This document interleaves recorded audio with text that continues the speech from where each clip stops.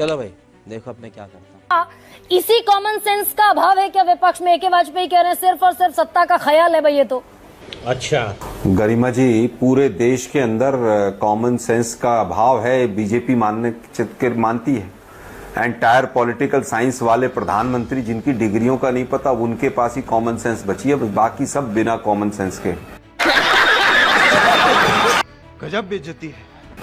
वो एंकर अच्छे हैं जो एंकर इस्लामाबाद और लाहौर को बांध के नोएडा के स्टूडियो में डाल रहे थे युद्ध में, वो एंकर बहुत अच्छे हैं। कोई दूसरा एंकर सवाल पूछ ले तो वो कांग्रेस की भाषा वाला है। थोड़ा अरे बाप रे, ये तो धोती खोल रहा है। डिबेट में वापस आता हूं। देखिए सवाल हैं देश के सामने।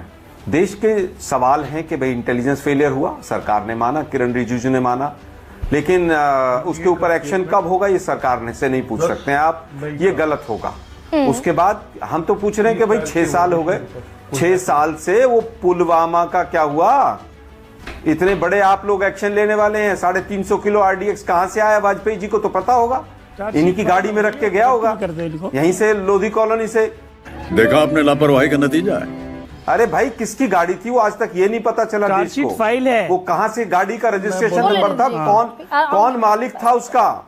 मैं किसी के बीच में नहीं बोला। आप लोग बौखलाए हुए हैं, दोनों बौखलाइए मत। देश सवाल पूछना चाहता है और आप लोग टाइम गेन करना चाहते हैं क्योंकि सरकार सरेंडर कर चुकी है।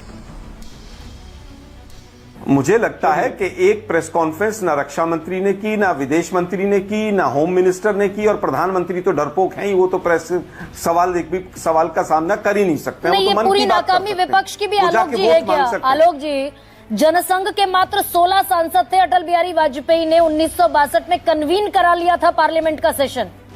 अब विपक्ष अटका भटका दिखेगा तो फिर अटकते रहिए इसी तरह। वो जो एकजुटता होनी थी कहां दिखी? आपके चाणक्य भी निकल गए अलग, आम आदमी पार्टी अलग निकल गई। रुक, तेरे को बता देती। गरिमा जी देखिए, जहां तक आम आदमी पार्टी की बात है, आधी वो तिहाड़ रिटर्न है। वो डरे होंगे इसीलिए सवाल नहीं पूछ रहे होंगे। हम पहले दिन से सवाल पूछ रहे, हमने भरपूर विपक्ष का साथ भी दिया और अपने जो भी सांसद थे वो गए और हमने पूरी तरह से जो सरकार की लाइन थी उसको टो किया। लेकिन हम तो केवल ये पूछ रहे, संसद का सत्र बुलाने में क्यों भाग रहे हो? पाकिस्तान की कमर तोड़ दी, अपना संसद सत्र बुलाने की हिम्मत नहीं है। हम पीओके के लिए जान दे देंगे और एक प्रेस कॉन्फ्रेंस करने के लिए जान निकल रही है। सही खेल गया बेंच। पाकिस्तान की कमर तोड़ दी, वो हार गया, सब कुछ हो गया, वो उसके बावजूद संसद सत्र बुला रहा है अपना, और वो अपने संसद सत्र में बुला के सारी बातें रख रहा है। कितनी कमजोर सरकार है। नरेंद्र मोदी जी इतने कमजोर होंगे, चीन को भी क्लीन चिट दे देंगे और पाकिस्तान के ऊपर एक दिन का अपनी पार्लियामेंट का सेशन नहीं बुला सकते। सही पकड़े हैं। नहीं, आपके आरपी सिंह साहब पहले इंडिया गठबंधन पर आपसे भिड़ गए।